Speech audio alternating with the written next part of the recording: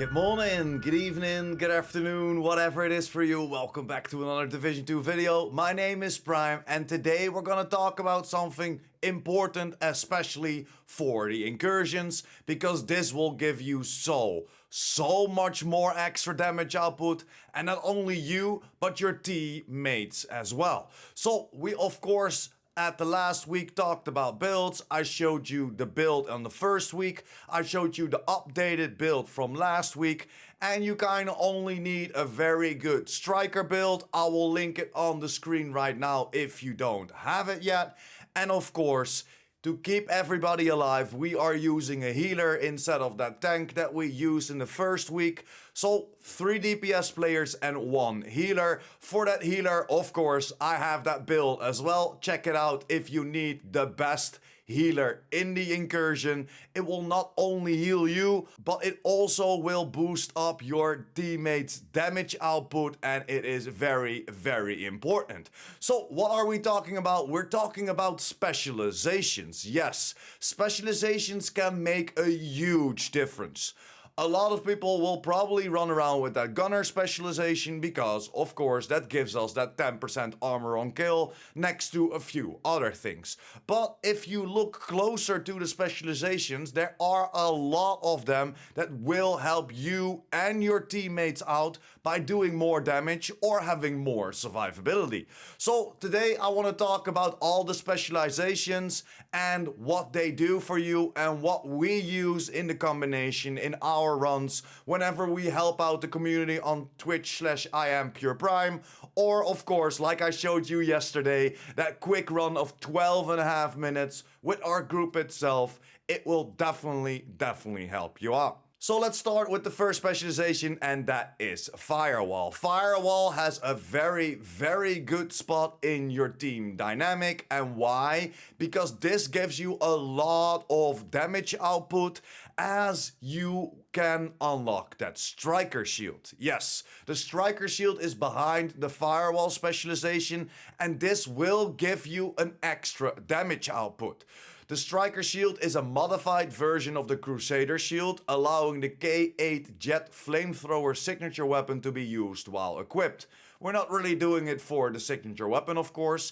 In addition, the striker shield boosts the damage of the user and all allies behind them based on the number of enemies in front of that shield. And that is the most important part. That addition of that striker shield boosts the damage of the user and all allies behind them. So whenever you go, especially for the lovebirds, make sure that you have a Firewall specialization and he or she holds that, and make sure that your group, or at least the DPS players, are standing behind that striker shield, so you can do even more damage output. You can do up to 11% more damage if that shield is boosted. So let's jump over to that shield real quick and let me show you the boost numbers for that. And this is the striker shield, and as you can see in the stats, the damage bonus per enemy is 11%. And that's because I boosted it up on my shield itself. As you can see, my first mod on there is 1% extra bonus damage. Then the second mod will be the 8% active regeneration, but the third mod is an extra 5% bonus. So only by the mods I'm already gaining, or we are already gaining 6% extra damage output, and that's why it's per enemy an extra 6% up to that 11%. So make sure you always have a Firewall specialization within your team setup, especially for the lovebirds. And then for our second and third specialization, those are the gunner and the technician specialization. In my humble opinion, the gunner doesn't really have a spot within a group. Maybe if you try to help people through the incursion and they're new to it, then let them run that gunner, especially for that 10% armor on kill. They have a little bit more survivability, but overall it doesn't really do that much for the team dynamic.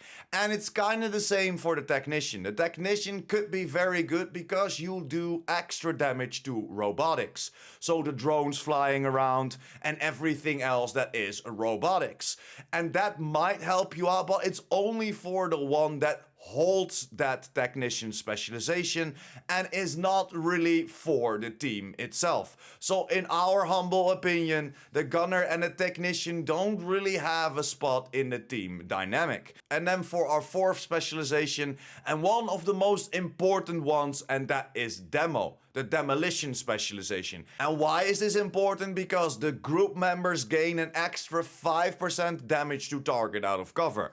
As we know, this is multiplicative damage. This is the best damage output you can get on your build, or of course boosted on your build, and that's why the demo should always be in your group setup, as this gives you just a free extra 5% multiplicative damage output. And then for the fifth specialization, and that is the Survivalist specialization, this has a very, very good spot within your team dynamic, but only on the healer.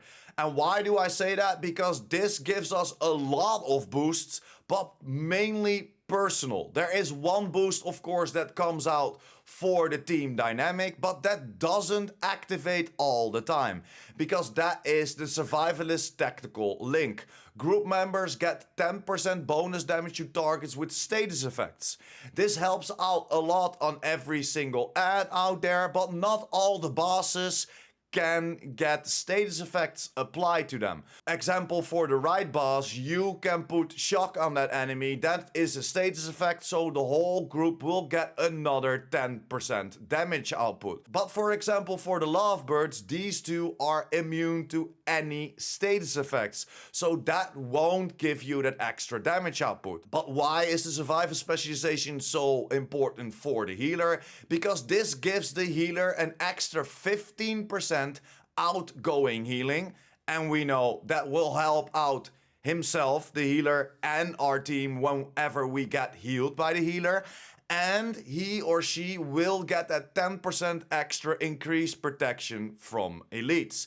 It will definitely help out for the healer, as we know we're running around with a full yellow build. We are pretty squishy, so that extra 10% protection from elites could help you out by not getting one-shotted, for example, by that sniper turret or any other sniper in the game, for example. This can give you that last little bit of survivability so you can heal yourself or pop that medkit. And that's why the Survivalist specialization has a very, very good spot in the team dynamic as well, but again, only on the healer. And then for our last specialization, this is the Sharpshooter specialization, and this could have a nice dynamic in the team setup as well, but not that important, as this gives you an extra 10% headshot damage if the group members are closer to the enemy than the group member is that's running the Sharpshooter specialization.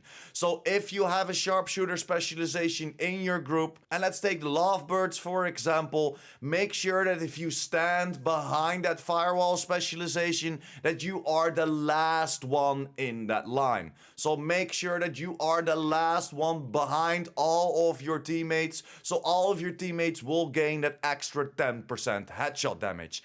It's not that much, but it's still a little bit more extra damage output, and it will definitely help out. The dev told us at the start that it isn't really a DPS check, but it kinda is. Yes, we need a healer, but we definitely need some DPS output as well. It makes the incursion so much easier if you can just shred through enemies. So to recap a little bit, what we use in our team dynamic is the Survivalist on the healer, we have the demo, we have the Firewall, and if we're running with the 4 of us and we're not helping out the new community members get through the incursion, we will get that Sharpshooter on as well for that extra 10% headshot damage.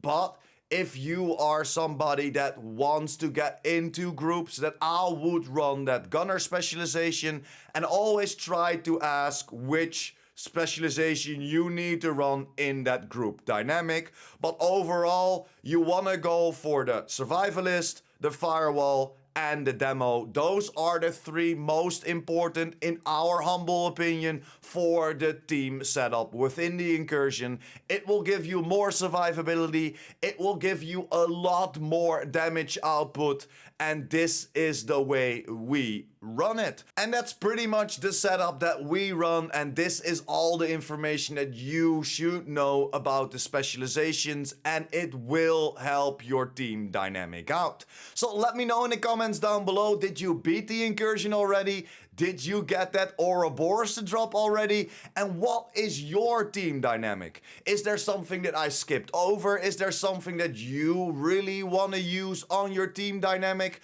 Let me know in the comments down below, but that's pretty much it for me today. Thank you very much if you're still here. You are a freaking legend if you stayed to the end. If you liked the video or helped you out in any way or form, make sure to like that video. And of course, if you're new here, you want to be updated about the Division universe, Division 2, and the future Division 3, make sure to hit that subscribe button, and I will see you in the next video. PurePrime out!